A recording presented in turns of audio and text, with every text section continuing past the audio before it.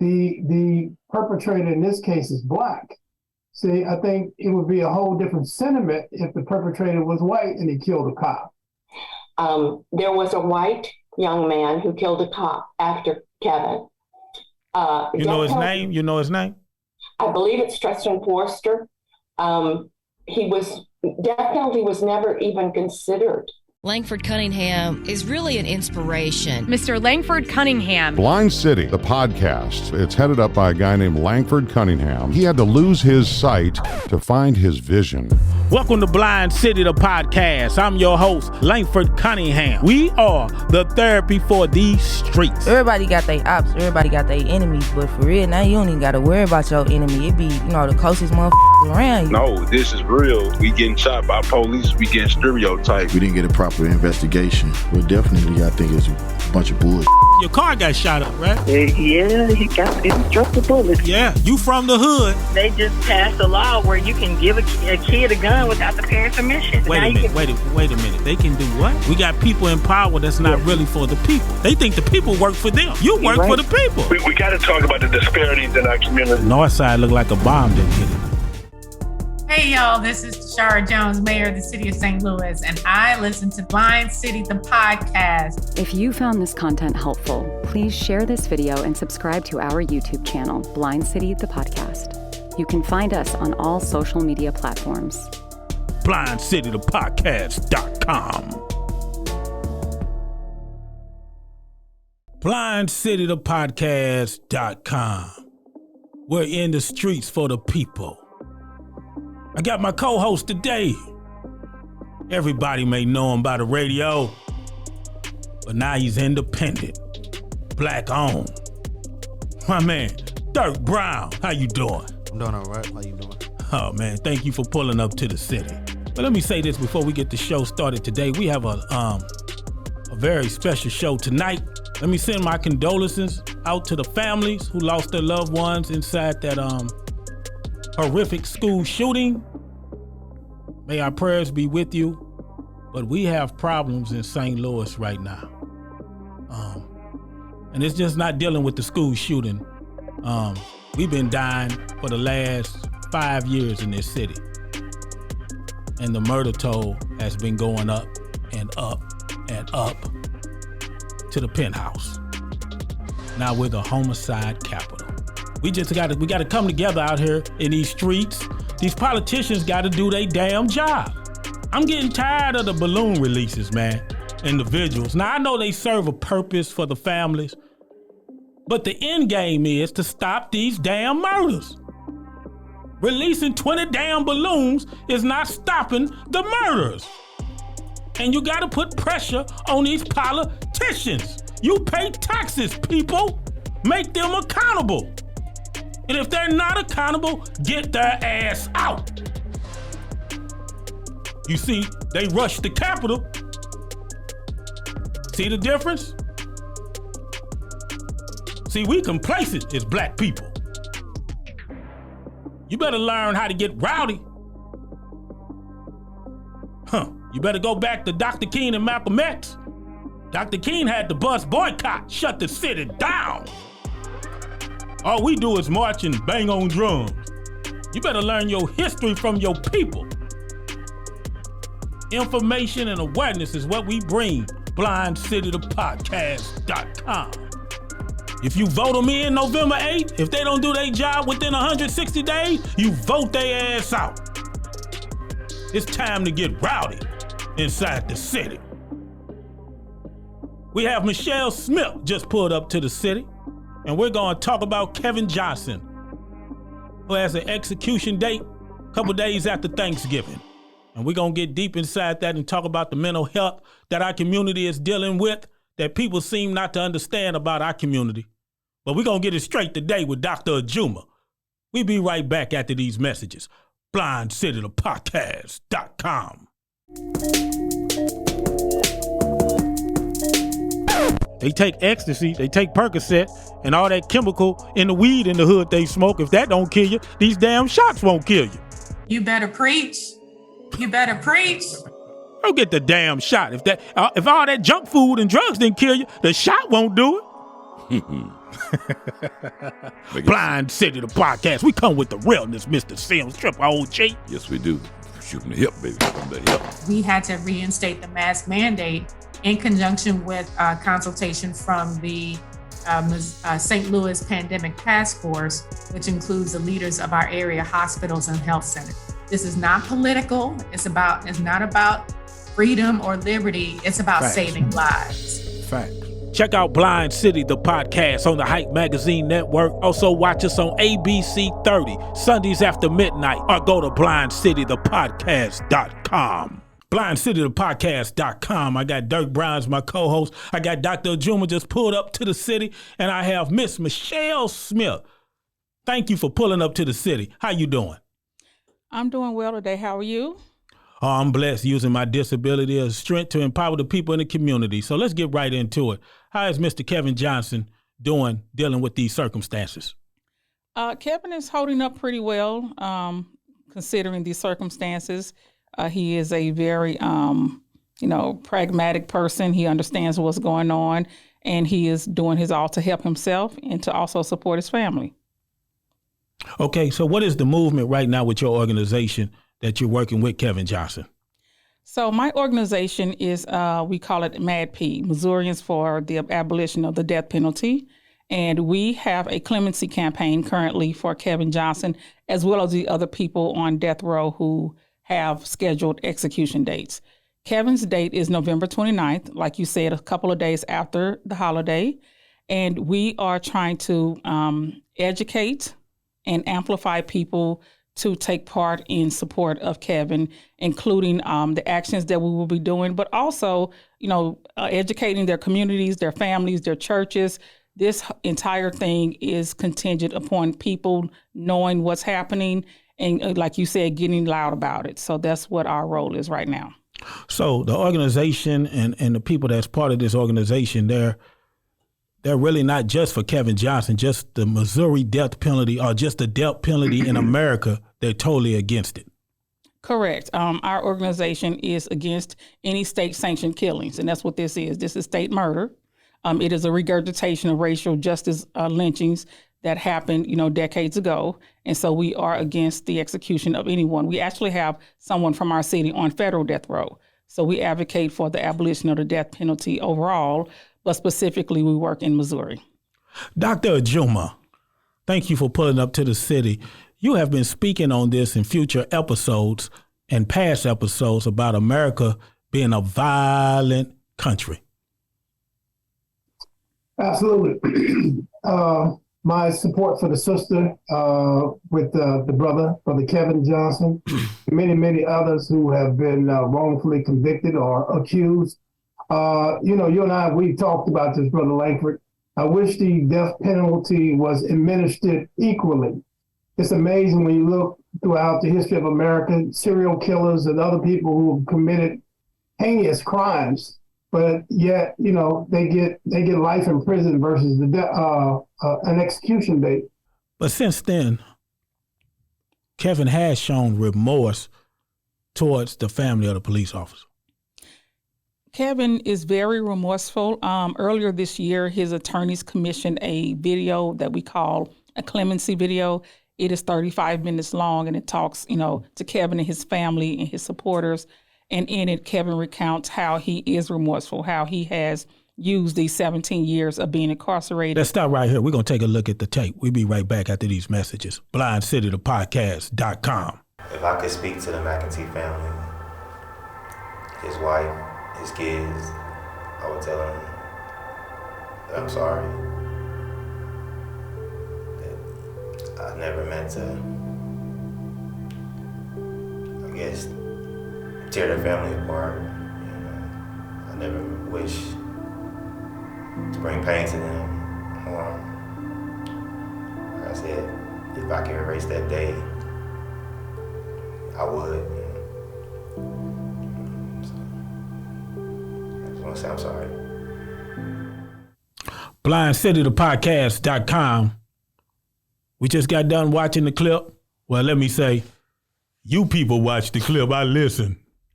Well, I know I'm blind, and I know they blind because we have a system that is definitely racial, and it's definitely unbalanced. Because I work for the system, St. Louis County Juvenile Detention, so you can't tell me what I'm not talking about. Because I seen kids come through there, black kids they had in juvenile detention for 2 years, and if a white kid come through there, he gone in 2 months. So we're gonna talk about that. There is an unbalance in the criminal justice system, so we cannot deny that. That is true. So Ms. Smith, let's talk about this trauma with Mr. Kevin Johnson. When he lost his little brother, what was going on with that incident? Well, this entire incident culminated on July 5th of 2005. And Kevin's little brother, and they affectionately called him Bam Bam. That was their family nickname for him. Bam Bam was 12 years old, and he had health issues due to their mother's drug use during his, when she was pregnant with him. And he was born with a heart defect. And he, he was a sickly little boy all of his life. And this particular day on July the 5th of that year, he had a seizure. So he collapsed and he began seizing. His grandmother, screamed. Of course, she was, trying to get him help. And there were police close by, and they came up to the home to see what was going on. And they were really in the neighborhood looking for Kevin. And so they saw Bam Bam seizing, and basically from Kevin's, perspective and other family members, including his mom, the police were treating them, with non-urgency. They were not being compassionate. They were actually being, pretty, quote unquote, mean to the family in that Treat moment. them like suspects then. Right. Like typical poor folks in poor neighborhoods get treated by the system. So that is what was going on at that particular moment. And Kevin was not at the house, but he was next door. So he was watching all of this from next door. And he just saw, the police push his mom, and he saw them walking through the house, but he felt like they just weren't paying a lot of attention to his little brother. Now, how old was Kevin at that time? Kevin was 19. So when we talk about children and trauma and abuse, we have to understand that people don't magically heal or become whole when they turn 18 and are technically an adult. Kevin's kind of like, his father wasn't really in his life. He was kind of like playing the father role for his mother and his little brother. Correct. His little brother was 7 years younger than he was. So he, when the baby was born, he was very close to him and basically raised him and nurtured him. There was a home life that was, very unstable. And so he took on that role of being, a semi-father for his little brother. And the loss of a child, right? Because that's what he felt like. He felt like his own child died. So the loss of a child is going to turn any parent, into a situation where they, grieving and not really thinking correctly and having those decision-making skills. So that's what happened with Kevin. Dr. Juma, excuse me, Ms. Smith. Mm-hmm. Dr. Juma. Yes, sir. You're a clinical therapist. What Ms. Smith is saying, could this really turn a person like Kevin Johnson or any person when they playing the father of the family and they're already dealing with trauma from the family, that they could snap? Absolutely. It just makes you human. And I think anybody under the right/wrong circumstance can have a reactionary moment and snap and do things that they traditionally wouldn't do or conceivably not in their character to do, but because of the range of emotions and the gravity of the incident and the situation, yeah, they can certainly go over the edge. Anybody can do that. So yeah, it's understandable. It's certainly understandable. And then all these other mitigating circumstances that you're talking about that he grew up under probably was a lot of personal despair that he was dealing with, just a host of issues and challenges that he had to endure. Well, let me say this, Ms. Smith. Let me play devil's advocate. You have people out there that might say, he killed a cop. He deserves everything that needs to happen to him. No sympathy, no empathy. He killed a cop. What do you have to say to people that think that way, Ms. Smith?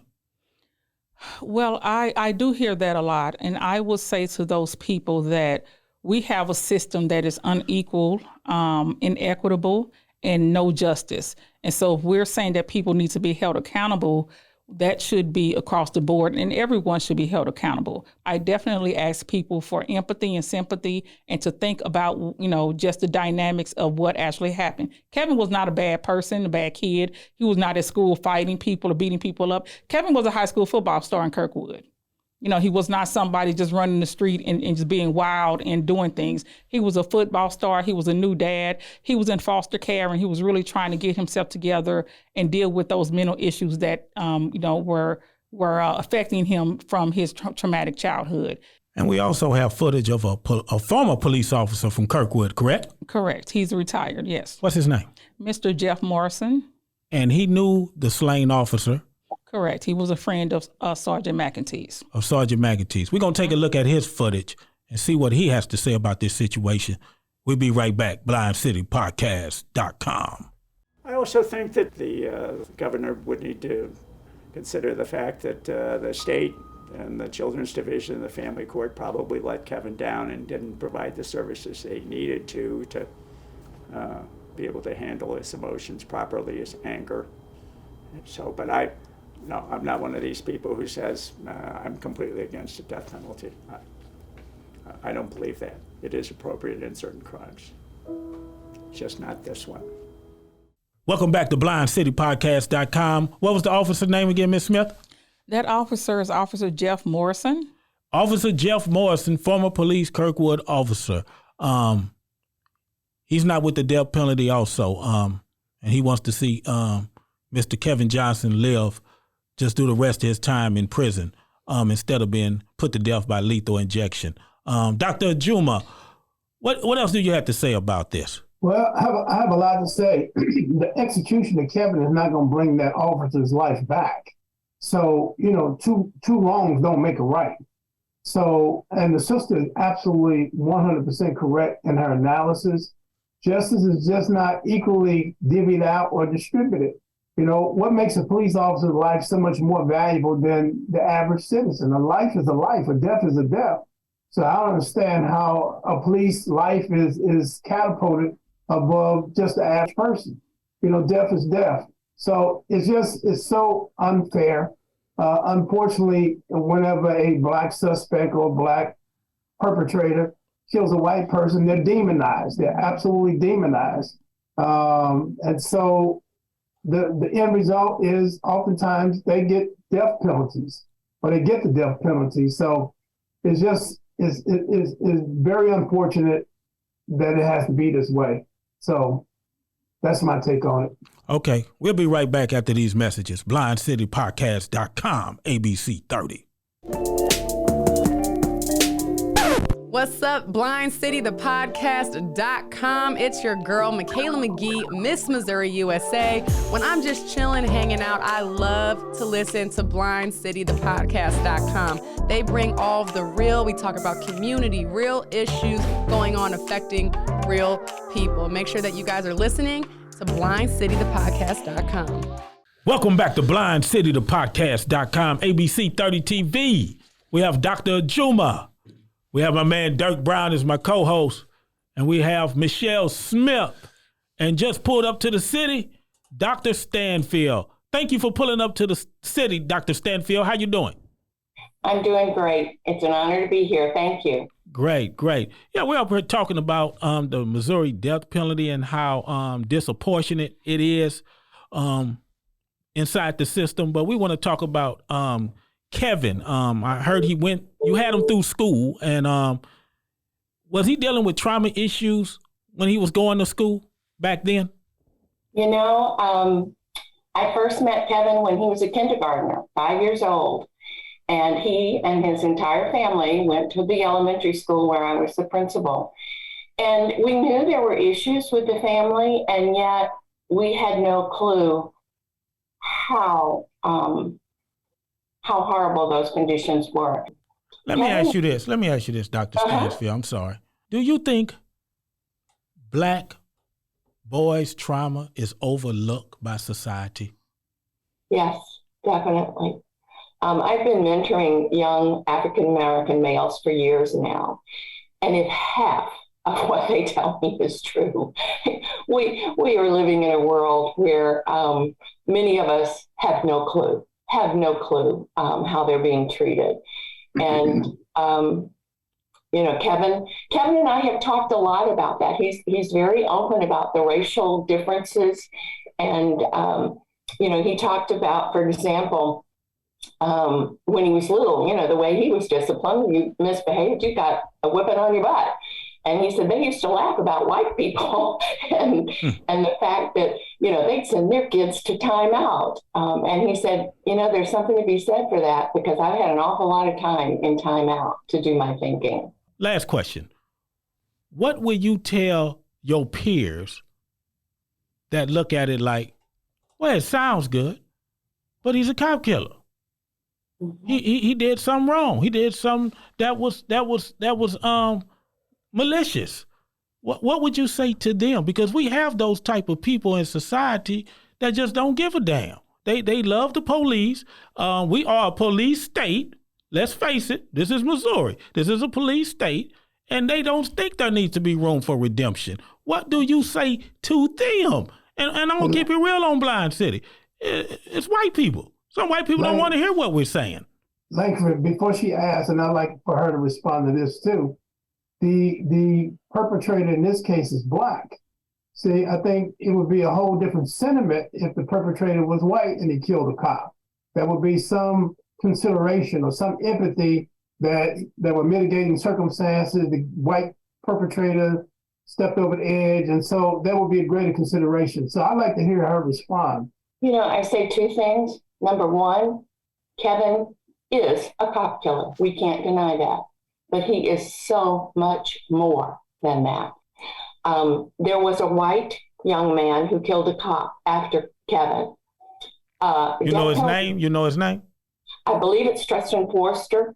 Death penalty was never even considered. What do your white colleagues and friends say? Why are you fighting for this Black kid? Why? Well, I've actually written a book about that, about how my life is so different from his. But I look at Kevin, he's one of my kids. And anybody who's an educator, a teacher, a counselor, a principal, when you are working with kids, they are your kids. That's right. And it doesn't matter what their background is or what their color is. They're your kids. I worked in juvenile detention, and more white volunteers came in there to work with Black kids than Black people. So let's get that straight in our community, because all Black people don't support Black people in our communities. Don't get me started.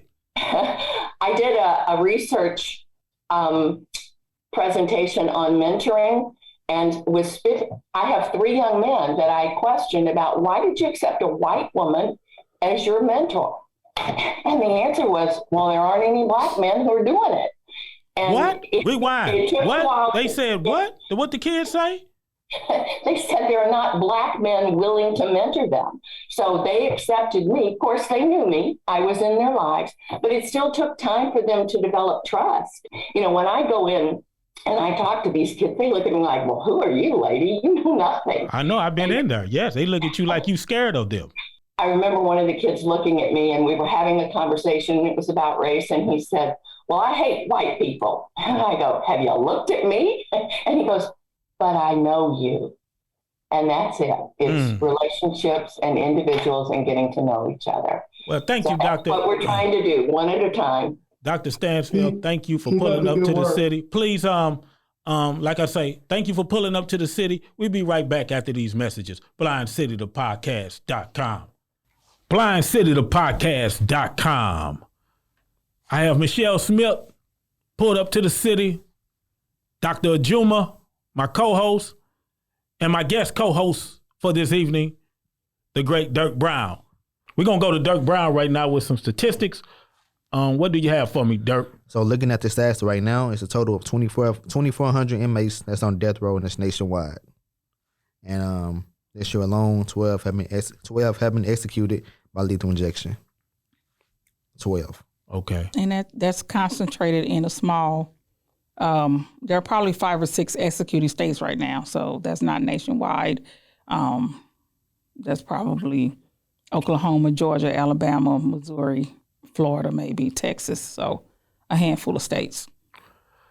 So, Ms. Smith, last words, you need to reach out to the people. What's going on with the movement until those fatal days are coming, if they can try to save this man's life?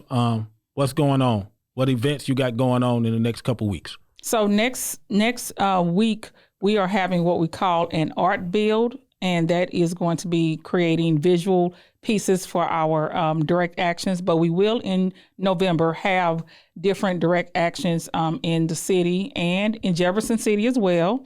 Things like rallies. We're going to Jefferson City on November 15th for a petition drop. We're asking people to sign the petition. Right now, we're about 8,000 signatures, and we definitely need more. And that's at change.org/Clemency for KJ. And we are going to be dropping off that petition in Jeff City November 15th. We will also be speaking with some of our elected officials, our state legislators, about their support of Kevin and the overall movement to end the death penalty in this state. Give that website one more time for the people. madpmo.org. Dr. Ajuma, last words. Kevin Johnson is right now in Potosi prison. Any words to him? My prayers to him. Yes. My prayers to his family. Keep the faith. And, I hope and pray that perhaps, his redemption and his reform has been a catalyst for change and motivation for others with regards to words that he's tried to share with others as far as just life and what he's all about. So I just pray that, his short time here has been very positive for others to be inspired and motivated by. Let me say this to all the people that may be watching Blind City, the podcast, to my inmates that may be locked up and going through hard times right now, but you still can find peace within yourself, whether you're really reading the Bible or the Holy Quran. The higher power will forgive you. And it's not up to man to judge. It's up to the higher power. And there's always room for redemption. To Kevin Johnson, thank you for watching the show, my brother. And once you reached out to Miss Smith and she told me, damn right I was gonna do the show, whether people agree with it or not. This is my show. This is my platform, and I created it for the people, for information and awareness. And I forgive you, brother. Because when I went blind, I was bitter at the world, and I suffered trauma. And I tried suicide. I tried killing myself 3 times in one day. But God gave me another opportunity. Now, as far as you, Mr. Johnson, I know the governor has the final word. But what I'm telling you, God has the final word, brother. And if that fatal day comes, I'm gonna promise this to you. I'm gonna fight this death penalty till I'm dead. In your name. BlindCityThePodcast.com. If you found this content helpful, please share this video and subscribe to our YouTube channel, Blind City the Podcast. You can find us on all social media platforms.